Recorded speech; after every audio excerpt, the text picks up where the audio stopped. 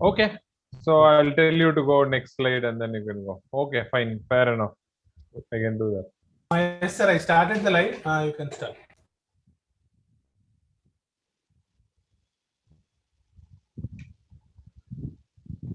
Okay, hello and good evening, everybody. It's great to be back with for another live session. Actually, it's raining. Siddharth is also here. Let me say hi, and then we can get started with the weather update. Hello So everyone. say hello, Siddharth. Hello everyone. Welcome to our last live session for our course design thinking. I'm looking forward to having very interesting questions and interactions from you. Bala sir, over to you. Over to you for weather update. Okay. So it's raining like crazy here at Pune. Siddharth and I, some of you may know, we are based out of Pune, and this is so untimely. It actually doesn't rain at this time of the year, but so we are well prepared. We have emergency lamps in case you see dark faces. Don't get scared. It is not our intention, not our design. It is something that unexpected happened. That's all. So we have our backup in just in case. Anyway, so it's great to be back after a while, and we know this is the exam season for quite a number of you, about 1,800 odd registrations for the wow, that was lightning. 1,800 odd registrations for our final exam. So we thought we will start off that subject because this is going to be important for many of you. So we thought we will address that as the first point in our agenda, the most important part, your final exam. So we will, of course, give a little bit of background on what the final exam format will be, what are some very basic rules that are there, not very complicated. We will cover that, and then any other questions you have, feel free to leave it on the chat, and we will Siddharth will pick it up, and I will try my best, and Siddharth will try his best to answer your queries before the end of the hour. So that's our promise. So that's going to be what's in store. Apart from that, if we have the time, and when we have the time, we will answer the rest of the queries that you may have asked in the Google form, as well as on the forum. If you have had any, we will definitely cover those as well. So Siddharth, as always, is going to be our anchor and sort of the lead person in this whole proceeding. Please go ahead, Siddharth. Sure, sir.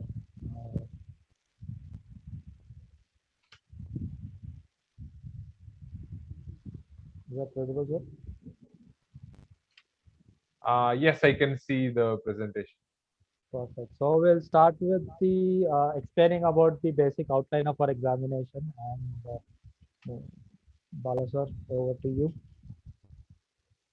Okay, so so the first part of the certificate will be in. I mean, they will calculate it based on two things.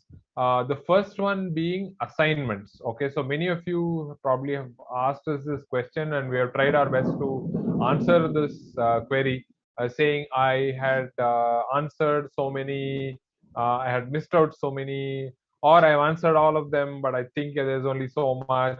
So this is the rule that covers them all. Okay, so if 100 is the total overall weightage of the entire certificate score, 25%, 25 of that will be from your assignments, and we will take the best three scores. Okay, so we'll take the best three scores that you've scored, and we will compute out of 25. Okay, that's what we will do. And in all this, you should have got at least 10 for us to consider you for certification. Okay, if you've crossed the 10, you're in. We will now then look at your final. Okay, so that's going to be the first part of it. This is the assignment carries 25 out of 100. Okay, that's going to be the weightage for assignments. And in that, if you have, I think we have 4 or 5 assignments, and we will take only the best 3. Okay, and you should have got all together best 3 should have got at least 10%. Okay, 10 out of the 25. Then we will consider you move to the next one. Next slide, Siddharth. The second part is, of course, the final exam itself, and that is going to cover the rest of the 75% of your weightage. Okay, and in this you should score at least, when you I think the total marks is 50, and you should have got at least 75%. I'm so sorry. 30% of the 50 marks at least, and we will definitely give you a certificate. So if you have 10 already, from certificate is guarantee. Okay, so that's the basic rule. And of this 50 marks will be 75% of the total components itself. All this is there. If it's still very consuming, all this is there in the homepage of the course itself, and somewhere down below it's mentioned.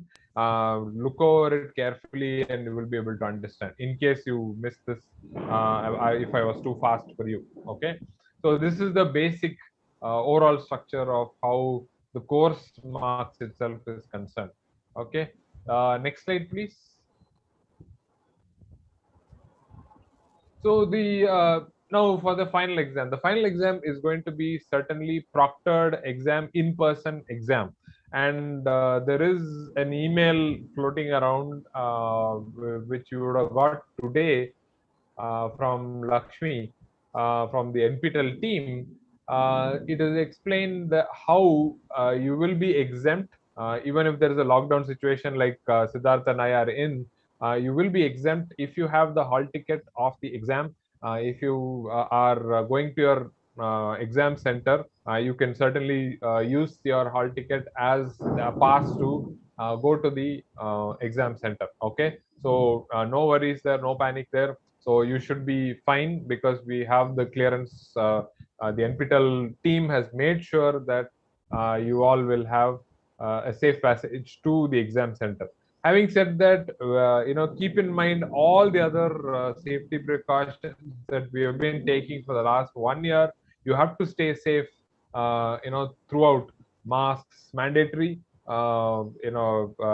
sanitizers, keep them ready, and distancing from other people, at least how much ever is recommended by your state, by your local authorities, or read up somewhere, whatever you're comfortable with. You should maintain a social distance with nearest citizen. Okay, so that's going to be how it is. So so that's as far as the venue and all that stuff is concerned. You can of course read the email. It's even a lot more detailed than what I explained. Now coming back to, based on assignments 1, 2, 3, and 4. I think there's a 5 also. If I'm not, there's always that one is intro, one and then there's an empathize, analyze, solve, and test. So I think overall there are 5 assignments, and you will have 50% of your marks based on the assignment questions. So prepare well with the assignment questions, and 50% of this final exam, you can be quite ready for that. Okay, that's the one part. Next slide. Yes. So then thanks. For section 3 is a case based. So if section 1 and 2 are recall based, they're called recall based, in which you just have to say, what is the second step of our design thinking approach, and you will be given options. Empathize, analyze, solve, and test. Analyze is of course the answer. You pick the analyze, and your mark is there. So that's recall based, right? Largely based on the videos that we showed you, and you've seen and you've answered questions on that, based on that. But in section 3, it's more application oriented, which means that you should have internalized, you should have learned the concepts of design thinking. Okay, now this is the nearest you will come to, in at least through our online mode, the nearest will come to actual learning design thinking, which we do in a classroom or in a workshop. So how we do it is, we are given real cases, or you will take up real cases, and you will apply the methodology of design thinking, and you will see how to generate results. Okay, so this will also be multiple choice or multiple select. There could be one right answer for every question, or there could be multiple right answers for the same question, and it will be one case given on top and sub questions at the bottom based on that case. Okay, it could typically I will show you an example, but it will typically be one person's situation, and based on that we will ask you questions saying you're the design thinking consultant, what are you going to do now, and then we will give you the options and you have to answer them. So that's the remaining 50%. For preparing for this, go through the videos, browse through the workshop videos, you should be fine. And if you have notes, made notes, go through it. Of course, our textbook will also help you. Definitely, a textbook is written with this course in mind. So you will have examples and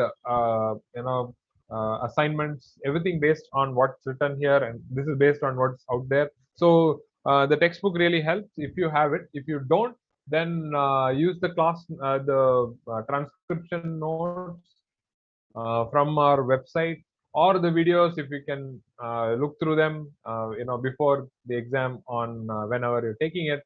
I forget the date of the exam, but maybe Siddharth will help me with that. But so just before the exam, go through the videos and you should be fine. Okay, so this is pretty much what the question paper will contain. From past experience, I can't vouch for this time, obviously, because we have not had students take this paper yet. But from past experience, people have told us that hour and a half for a 2 hour exam, they're able to manage just fine. Okay, and so it's not very difficult if you're prepared.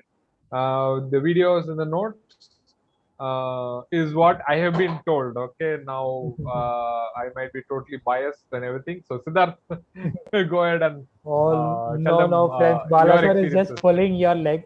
I'm telling you, if you can go through the assignments, all the assignments, whatever you've done in the last 4 weeks of the course, and if you have a reference notes, that is, a transcripts on the website, or if you have the Karmic Design Thinking book by Bala sir, if you go through it, I think you'll do just fine in the examinations.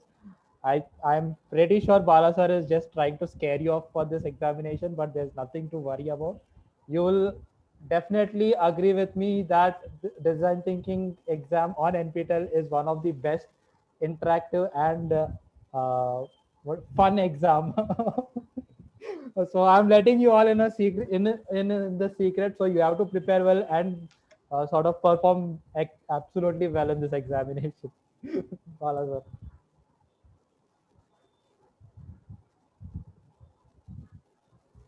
So Yeah, what? thanks, Siddharth. He's always very kind. Yes, so people have given us feedback. Yeah, sorry, go on. Yeah, please continue, sir. Okay, so next slide, Siddharth. So we're going to look at a sample paper from one of the old papers that we've had. So this is how the case-based will be. So the assignments you're quite familiar with. If you have taken the assignments, this should be the assignments part should be okay. But the first two sections should be okay. But for this portion, the section 3, we have not had assignment. So I'm giving you an example of something that we've had in the past. So I will read out the case for you. Raghunath is a plumber working in Thane area in Mumbai. His son Vishnu forced him to enroll into a design thinking course online. Over the past couple of months, Raghunath has been an ardent learner of the karmic design thinking process and has been keen to practice it in his profession. He did find an opportunity.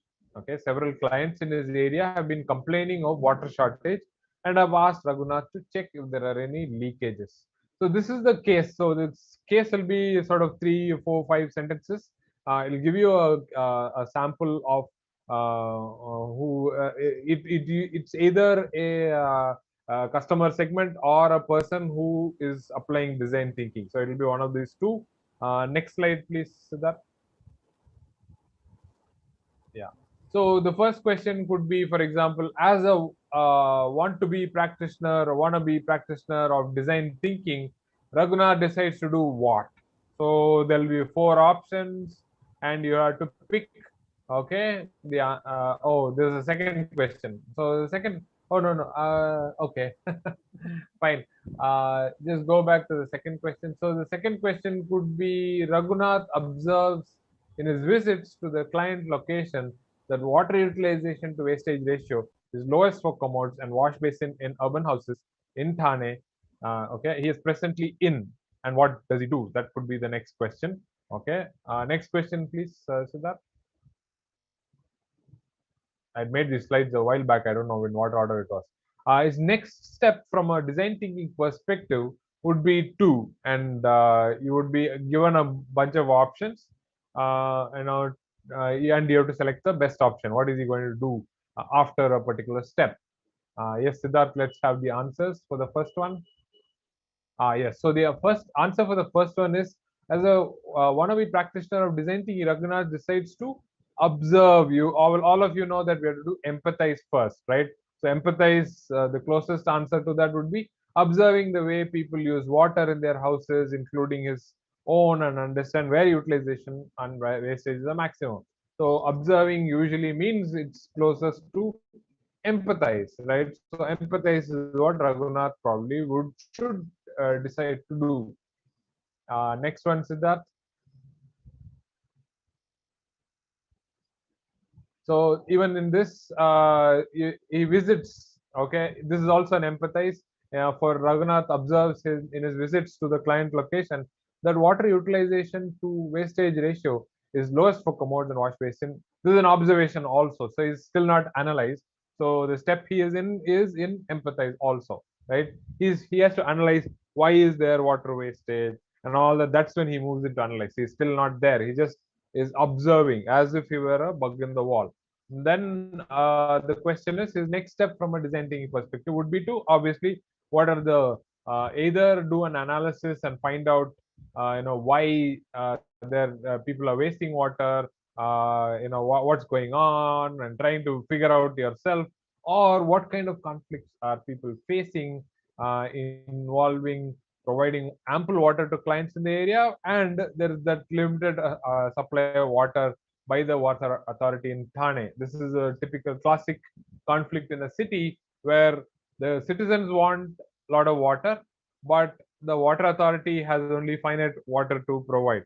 So that's a conflict to think about, and that comes out in the second stage of the analysis itself, right? So that would be a logical step, next step to take. Okay, so that's the Raghunath's plumbing problem. I think we have one more question. The next slide, yes. The question is, Raghunath comes up with an idea. Okay, that should give you a clue which stage this is. With an idea of water efficient wash basin come commode, he decides to take his idea forward and manufacture 10,000 commodes that have a wash basin above it with his life savings. You think, so you're the consultant, right? Raghunath is the practitioner. You think, and then the answer is, next slide. He did not test his solution sufficiently before staking his life saving and mass manufacturing is special.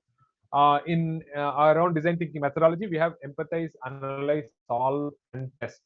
So in solve, you have to come up with an idea, build a small prototype, and test it with a small audience, and then only you can take it to a large scale manufacturer, like making 10,000 units of your idea. So obviously Raghunath has made a mistake when it comes to applying design thinking. So that's the mistake he has made, and one of the options probably is the close. I hope you can hear me above the thunderclap. Uh, he did not test his solution sufficiently before staking his life saving is definitely something that Raghunath hasn't done. So this is a typical case that you will see, that you will be given a situation, you will have to apply some bit of design thinking and see in an empathize, analyze, solve, and test where have they done wrong, where have they done right, which is the next step, which is the previous step, a little bit like that, and you will answer the question. Sometimes there could be multiple select as well. This is as far as what we have in terms of questions of for our final exam is concerned.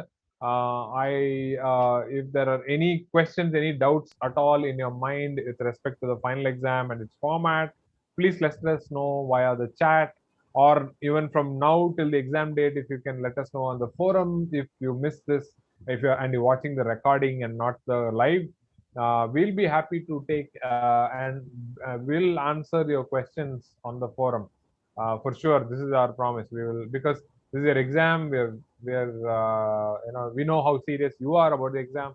We want to be as helpful as possible in your exam, also to make your butterflies go away. Okay. So Siddharth, over to you. If we have any questions from our learners on the forum or on the forms or even on the chat, Yes, we do have I'll a be couple of happy to questions, sir. attend to them. Very Sure. quickly, want to go. So this is our first question of the day from our learners. I'm sure you Okay. answered this question many times in your career as a professor, teaching this thing to marketing or on NPTEL also. But again, I understand that there are a lot of marketing folks who are trying to get into this field of design thinking and would like to sort of leverage the entire advantages of design thinking process. So, on which touch points do design thinking help in marketing?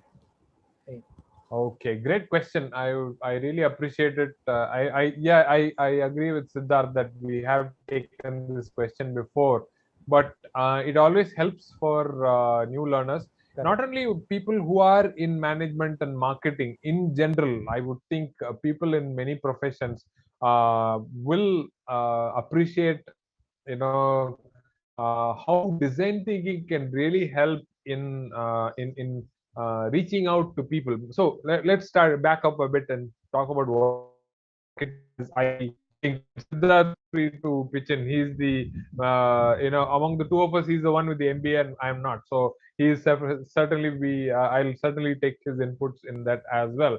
So as far as I understand, the whole concept of marketing is to make sure that the people who need the help, which is addressed via a product or a service, okay, and they get to know of it. Okay. Okay, what do I mean by that? It is a barrage of words. Let me take this example of a pencil that I have in my hand. This pencil is useful. Okay, it's useful in many ways. One of them is writing on a piece of paper. Okay, now or marking on your exam sheet, right? So if a pencil is what and okay, what do you mean by marketing of a pencil? Marketing of a pencil is letting people know that such a product exists and that it could help them in their daily lives. So this is marketing. Okay, now if you're in technology, if you're in arts, if you're in marketing itself, okay, it doesn't matter, because you will have to reach out. Design thinking by design, by nature of how it is human centered design, human centered thinking. Okay, so we put human beings right in the center of our the entire thing revolves around human beings, right?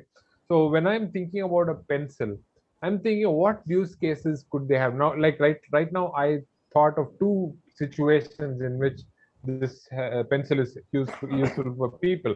One is, oh, they're in exams and they want to mark something there. Okay, I can formulate it such that, oh, it will help you in marking for even 5 hour long exams even. Okay, that's how well we have designed our pencils. With just one lead inside our pencil, it will keep you going for 5 hours. Okay, or it can even if you drop it. So that's another scenario, right? People could drop it. Even if you drop it, the sharp point doesn't break so easily. Okay, that could be a thing. So now if you look at it, I'm imagining this typical customer of mine, typical person who's using my pencil, using my product, and I'm orienting the marketing message according to who's going to use that, right? So this everybody has to do. If you're in the field of designing or thinking about helping somebody through it, be it a product or a service, you will have to look at it from their perspective and say, what all can I help out with? And if you have a product or a service already, teaching as a service, banking as a service, or pencil as a product, how is it I can orient my marketing message so that it reaches and connects to that person? Okay, so in that it definitely helps. So suppose you're in marketing and you want to reach out to different sorts of people. You say, oh, students of a certain high school is one segment, but I am also thinking about people who are taking public exams. Okay, they are higher age group. Then you will need to do a persona. So empathize is something that will definitely, that is one of the touch points that you can think of. Think about different personas, different types of people whom you will be targeting, and what are their scenario situations like. And if you can actually put it down, saying this is how it's going to help them, your marketing message can be crystal clear, and you can focus on that. You can focus on them. Of course, you can spin out a design thinking project itself based on some of the situations that you've identified. Then you can go the analyze, saying why is the pencil lead keep on breaking it even from a height of 1 meter. Suppose that's the case, then that could be a great analysis, saying, oh, I think this is the exact example I had last time also, if I'm not wrong. So the pencil lead breaks, and then I can see, oh, the material is so bad it breaks. And then why is that? Because the pencil lead is positioned or made of such a material, so it's like that. Then that's your why analysis. Now, can I make it better without increasing? So the conflict could be, without increasing the diameter of the pencil lead, can I make it not break so often from a height of 1 meter? That's the conflict I have. Then I come up with ideas, give it to my manufacturing team as a prototype, and then now I have a better lead which doesn't break at the height of a meter. And now my marketing message can be back again, saying it doesn't break when you drop it from a height of 1 meter, which is the typical bench height. Okay, so that's a clean design thinking project for me. So there are several touch points. Now you can imagine where all it can do. This is as far as I could think of. Siddharth, if you can think of anything else, you can add something here. Yes, sir. One very quick example I would like to share is my recent involvement with the International Design Olympiad with this company. So the activity I've taken up recently for that Olympiad is digital marketing. So my customers, my target customers here are naturally school children. At the end of the day, parents are the one who's supposed to sort of pay for this Olympiad for their children to take part in it. So I sort of have to build a comprehensive marketing plan to reach out to students, school administration and principals and parents as well. So I thought, being a design thinker, I had no other choice than to apply design thinking into this activity. So very quickly, what one touch point where design thinking could help me is in terms of profiling our target customers and identifying the right digital marketing platforms for that specific target customers.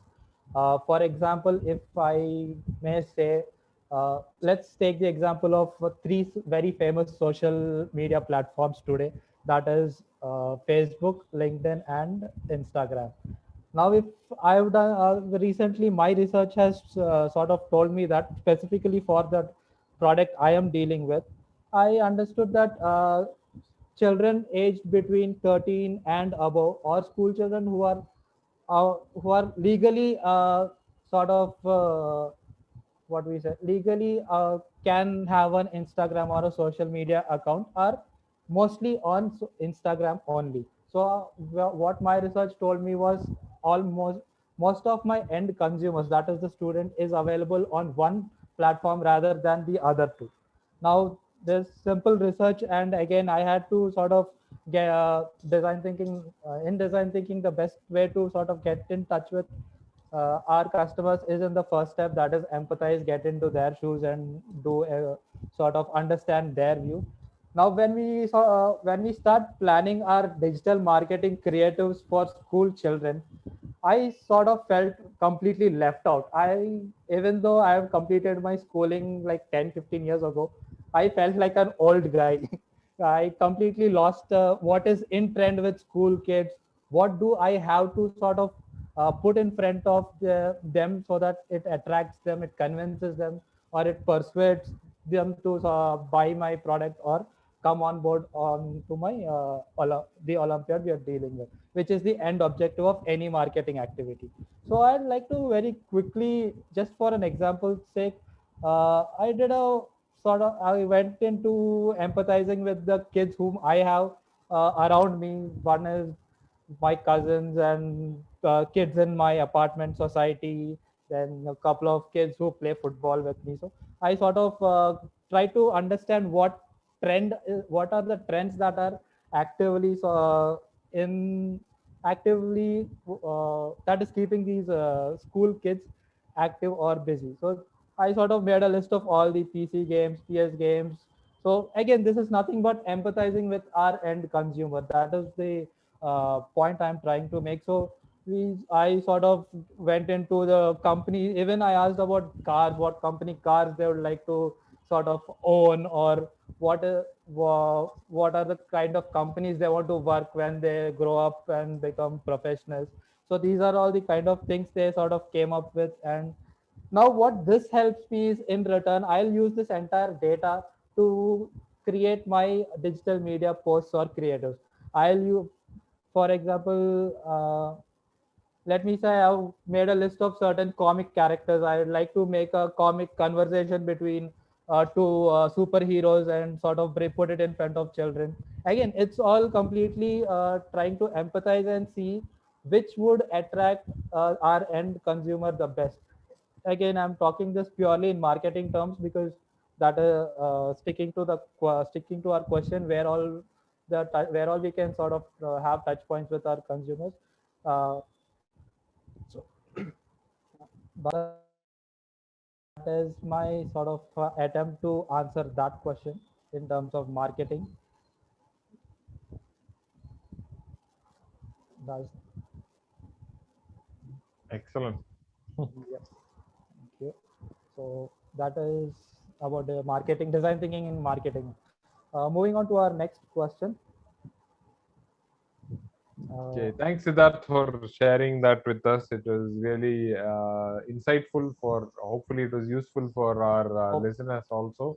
Hopefully, I could sort of, I tried to stick to the essence of the question, but I hope I answered some Nice. part of it. So yeah, next question, sir. According to 5 stages in design thinking, which stage is best in terms of producer view?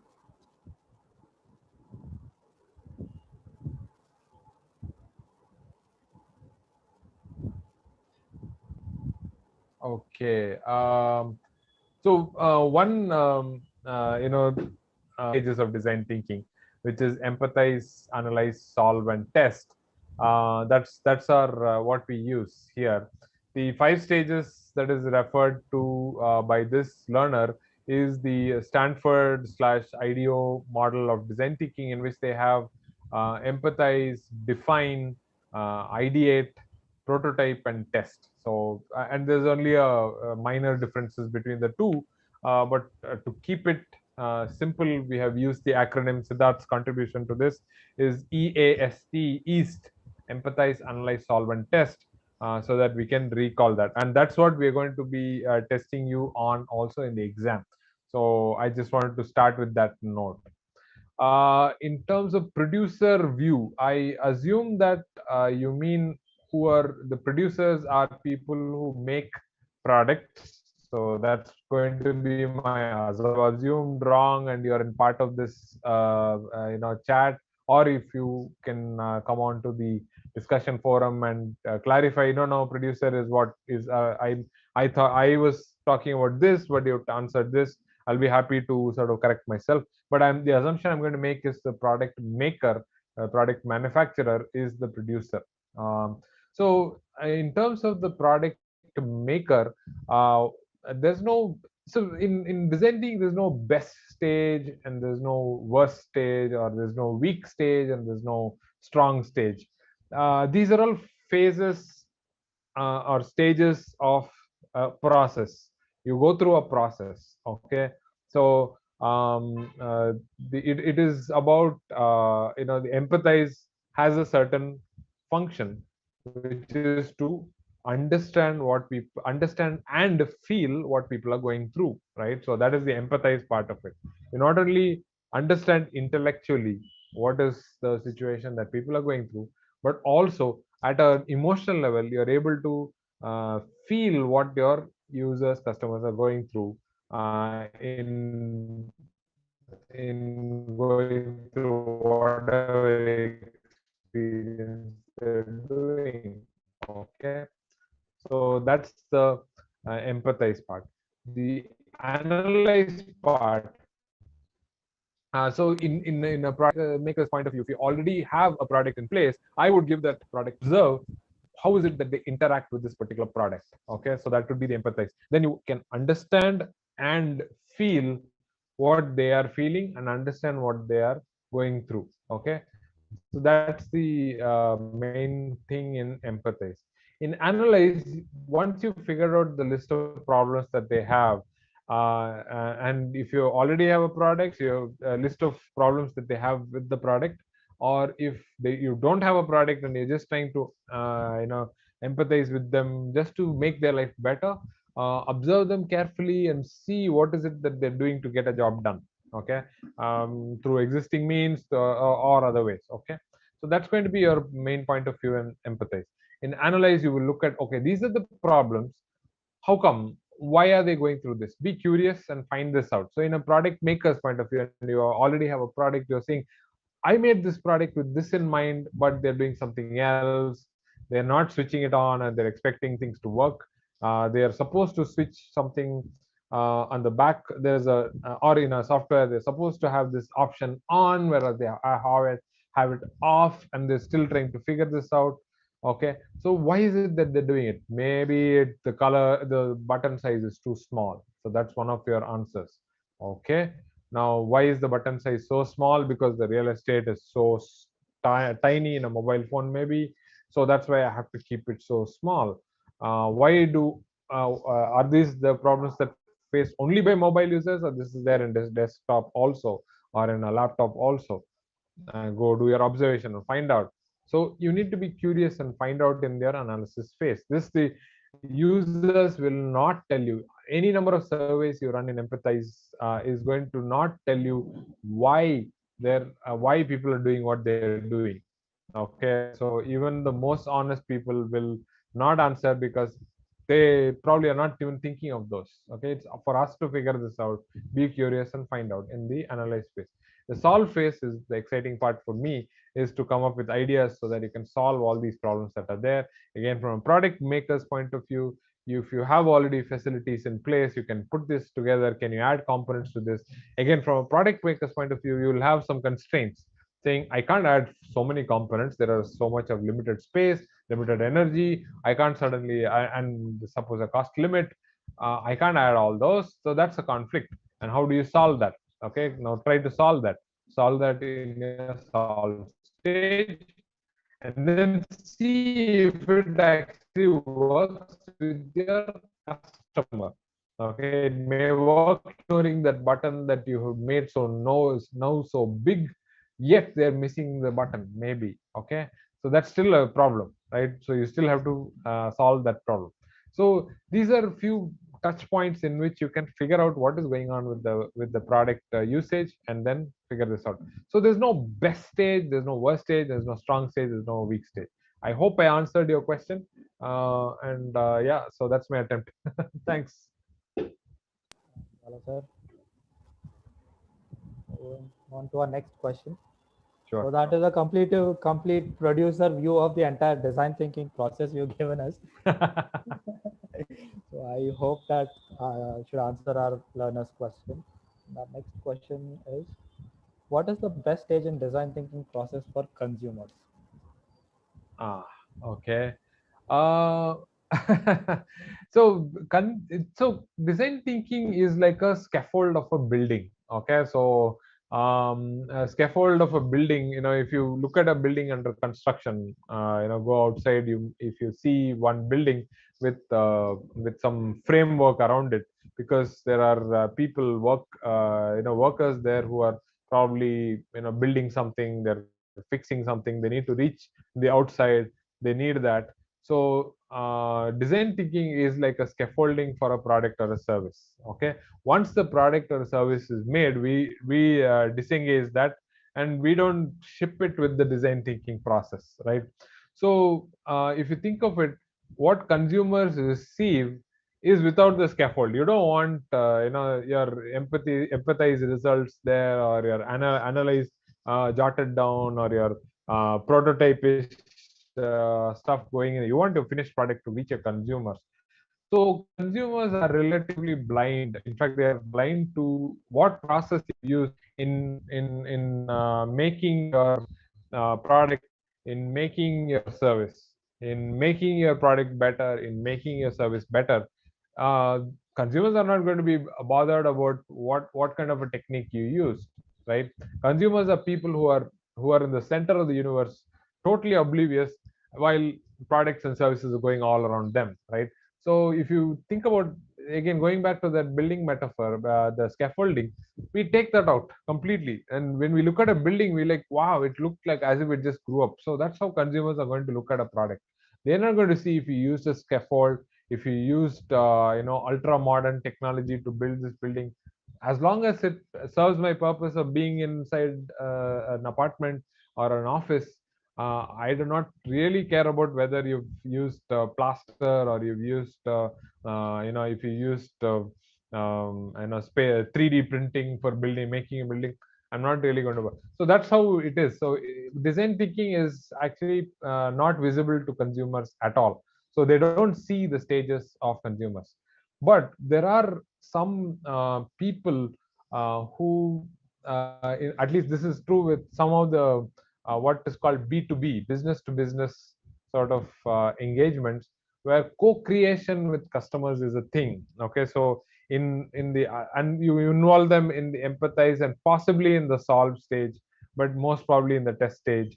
You ask them to sit, you make them be part of the creation process itself. To me, that's very rare, and that's when you're exposing them to the design thinking process. So these three stages: empathize, you need them because we are making them our center. So we are looking at what is it that they need.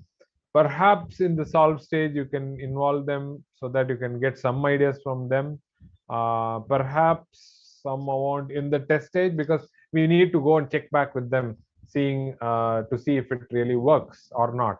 Okay, that's my attempt at trying to see if you can bring in consumers into the design thinking process. Analysis, I'm not so sure, because most of the time consumers are not even aware that they are going through problems. So on top of that, if you ask them why is it that they're going through certain problems, they will give all sorts of excuses which may not work for you. So we will have to figure that out. We can bring in experts if you want, but consumers in analysis, I don't see them being very useful. This is my own opinion, of course. Super, sir, super. Completely agree with you on that. And I can also sort of add to your point, saying a lot of product developers sort of co-create with their customers at the solve or test stage usually. One simple example is our Android Play Store. We open our Play Store and we can see a number of applications available also on the beta version of things. You look at any famous Android application, I would like to believe that 60 to 70% of them have a beta version, which is not the main application. And that beta version is nothing but the product owner or the product developer trying to work with his customer, trying to sort of get a feedback and fix his bugs and etc. So I completely agree with you on that part, and I can definitely say that you've given me a new perspective to this question. So yeah, I hope our learners have found what they were looking for. And our next question, sir, is what are the other contemporary approaches to problem solving, like design thinking? How does it compare to others? Oh, yeah. Great question. There are quite a number of approaches to problem solving. And first of all, thank you for the question. And understanding the design thinking is also a problem solving approach process. So we can broadly classify problem solving into two types. Okay, very, very broadly. One is the product or service centric approach.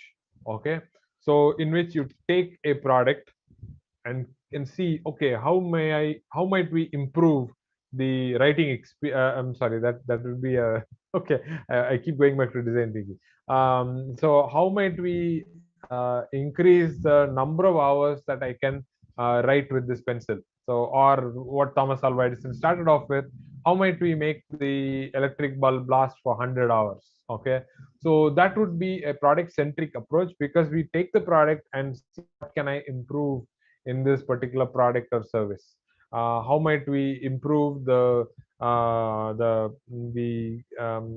don't know, the sharpening efficiency of this lead itself? So something very, very specific. Or how might we increase the coverage of syllabus? Like if I take an example from our course itself, how might we increase the coverage of syllabus, while coverage of syllabus in the class? So that's very, very service oriented. Okay, so we start there. Okay, now that is the called the product or the service centric approach. The second is, of course, what we do in design thinking is the human centric approach.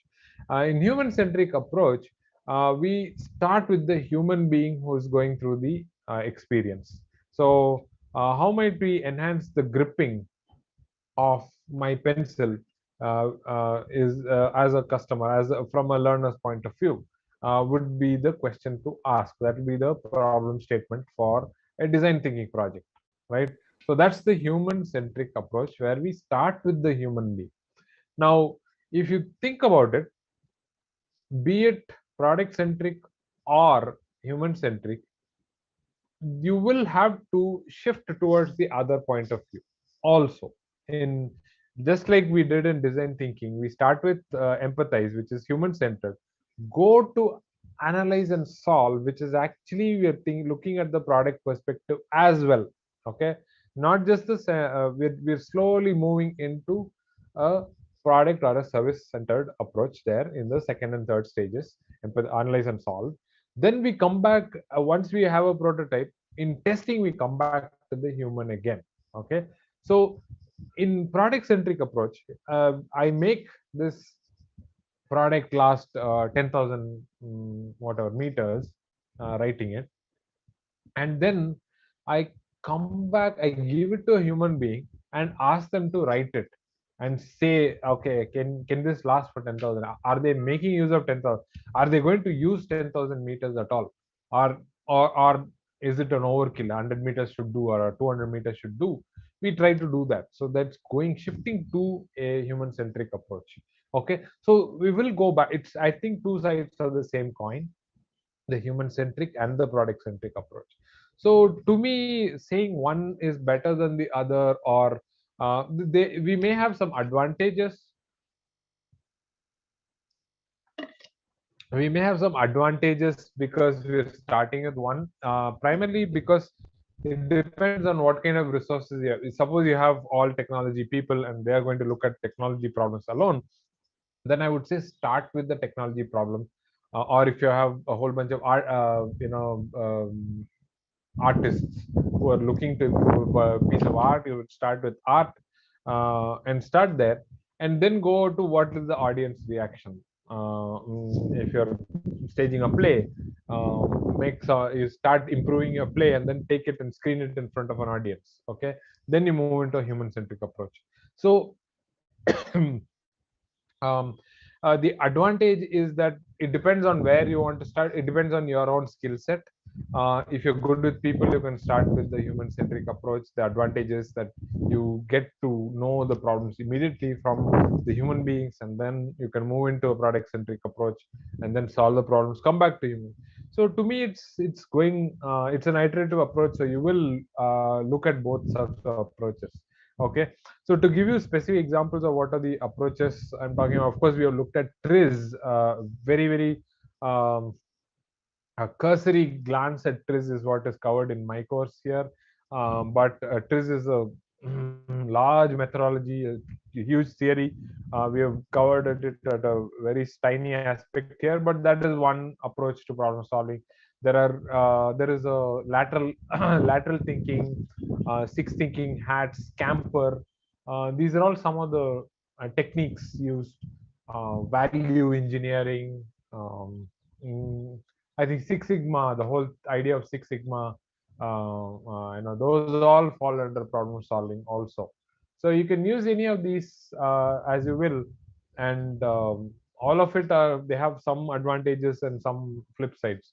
Uh, so try it out and see how comparing it each one with others is a long exercise. I think we'll need a full day or maybe a full course to compare all these techniques with each other. We can use it, use enough examples and show you how it's all done. But great question. Thank you so much, Siddharth. Thank you, Bala, sir. Next question is,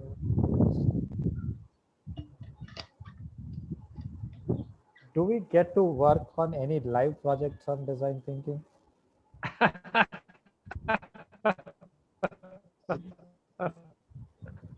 That is a great question. So two answers to it. One is self-help. You take up your own project, any live project, you take it. Nitin, Supra, do it for you in front of your eyes. Exactly mimic them how they did it, and work on a project that you care about. You want to make a difference. You will go out there. I mean, stay safe again. Okay, this is COVID conditions, so you have to keep that in mind. But if you can do it remotely and make a difference to somebody in this setting, and use it as a live project to learn design thinking and also to make a difference in somebody's lives using the design thinking methodology, we'll be very happy to hear about it. We will cover you. I vouch to cover you on design thinking project, on a project that I took up, a live project that I care about. I made a difference to one person, and this is how I did it. I will be happy to cover it on my website for sure. I can do that. Okay, so that's the first answer.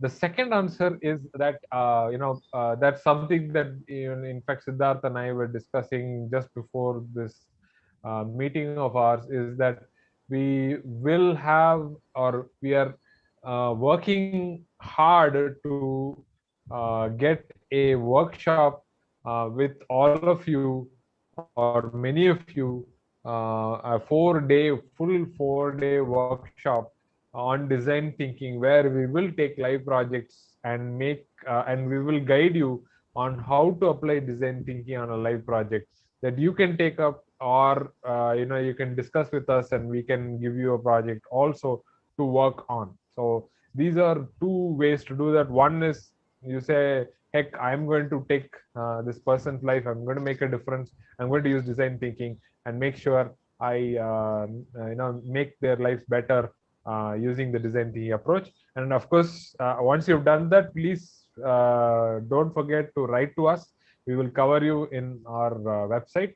Also, that we are working, Siddharth definitely is working very hard to make it a reality, and we will have it. The dates are tentative, but it's in the second week of June. It's going to be all online, so you don't have to travel anywhere, and we will have you for the design thinking workshop. And there we will have 4 full days in which you can apply design thinking. Okay, so that's my response for the this question. Super, super. One thing I can assure all our learners is our NPTEL team will very soon come out with an announcement about the design thinking workshop that Bala sir was talking about right now. So please keep please sort of keep an eye on that email whenever that comes in, and we are hoping to have as many participants as Watch this space is what you want to say. yeah. Correct. So yeah, I, and we are hoping to have as many participants as possible. And since it's being a virtual workshop, I'd also like to sort of be part of this and try to interact with as many learners as possible. Try to sort of learn and know more about the learners and the kind of problems they're trying to solve or willing to solve. So yeah, guys, please watch out for the announcement and the design thinking workshop. And last question of the day. So we are almost time also. So we'll this Oh wow, this will. time just flew by. Okay. So how did the thinking of design thinking start? Let's Okay. go to the So beginning of the entire universe on our last question. okay, so this is almost very philosophical. A very meta question, right? So I think that as long as we've been thinking, and as long as we've been as a society itself, I don't know. You should. This brings me to my travel to this place called Bhimbetka in Madhya Pradesh. This is a set of caves in which there are cave paintings which are from 30,000 years ago to 125,000 years ago. They have some cave paintings. It's fantastic. You should definitely visit those when the time is right and all that. Okay, so Bhimbetka is the name of the caves, and there also you can see how people have been very community oriented, living in societies, helping each other out. I'm sure the thinking, the design thinking started way back when. Okay, I don't think you can pinpoint and say this is when design thinking really started. We have termed it design thinking in the last few decades, but the thinking behind that has been there for forever. I think as long as we have been as a community, we have been helping each other out. This has been there. I don't think that this is a new phenomena and this is very modern and all that. No, I don't buy that. It's just that the term has become popular, and and I'm glad in a good way, in good ways, that this has become very common to start to learn design thinking and apply design thinking. This is great as a process. But I think the thinking has been there for a really long time. And of course, in you've seen in one of the first videos in our course also, where we talk about the four teachings of Lord Buddha, where he has formulated under dukkha, samudaya, nirodha, and marga. So that's yet another formulation of the design thinking process itself, which is what we have adopted for this course. The empathize, analyze, solve, and test is actually inspired from Lord Buddha's teaching, that methodology. But he himself says, don't take my word for it. I have merely observed my ancestors and I have looked at it and I've formulated it this way. So if a person from 2500 years ago is saying that no, I'm just taking something that's from the past, it's probably even older than 2500 years ago, thinking it's there forever. So that's just a way of thinking, a process. And so I think I don't know if I was too meta on the on the question, It but completely it makes sort sense. of led me to the Bhimetka caves. Sure. But again, in short, thinking of a designer is what we sort of uh, design thinking is nothing but how a product designer or a designer in general thinks. I'm not sure if they call it design thinking in their profession, but the process or the methodology they follow is very similar to what we've been doing here as a course. So I completely agree with you. The thinking or the thought process has been there for centuries, and people have been blindly sort of accepting it or following it or sort of even doing it, but not realize that they are being part of a process like this. Uh, I can completely agree with you on that, Bala sir.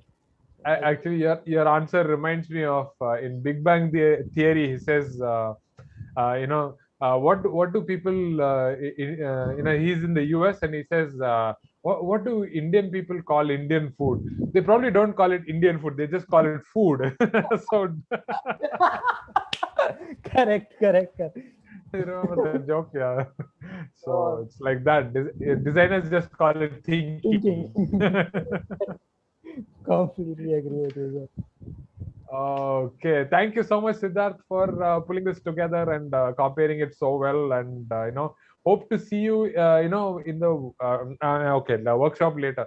Good luck with your exams. If you have any trouble at all, any doubts, any questions, things that we have not covered in this session, I still want something answered. You're watching the recording and you still, oh man, this is a question I need answered.